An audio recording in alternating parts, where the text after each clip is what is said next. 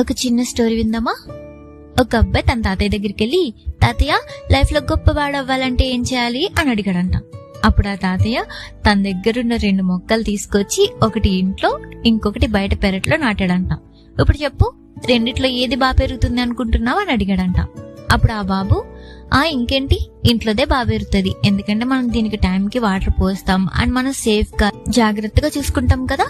కానీ బయటదైతే ఎప్పుడు ఏ యానిమల్స్ వచ్చి తినేస్తాయో తెలీదు, ఎండకి ఎండాలి, వానికి తడవాలి, అందుకని బయటదేం పెరగదు అని చెప్పి ఫారెన్ వెళ్ళిపోయాడంట. తర్వాత 3 years తర్వాత తిరిగి వచ్చాడంట. అప్పుడు ఆ తాతయ్య ఆ చెట్టు దగ్గర తీసుకెళ్లాడంట. ఇంట్లో చెట్టును చూసి అబ్బాయి చాలా హ్యాపీ ఫీల్ అయ్యాడంట. అది చాలా పెద్దగా అయిపోయిందంట. తర్వాత పెరటిలో ఉన్న చెట్టు దగ్గరికి తీసుకెళ్లాడంట. అది చూసి అబ్బాయి చాలా షాక్ అయ్యాడంట. ఏంటి తాతయ్య, ఇది ఇంత పెద్దగా అయిపోయింది, ఇంత స్ట్రాంగ్ గా, ఇంత ఏరులతో, ఇంత పెద్ద పెద్ద కొమ్మలు ఎలా వచ్చాయి తాతయ్య అని అడిగాడంట. అప్పుడు తాతయ్య చెప్పాడంట, ఈ చెట్టులాగే మన లైఫ్ లో కూడా మనకొచ్చిన కష్టాల్ని, కన్నీళ్ళని, ఒడిదుడుకుల్ని అన్నిటిని తట్టుకుని నిలబడితేనే మనం లైఫ్ లో ముందుకెళ్ళగలం, అనుకున్నది సాధించగలం అని చెప్పాడంట.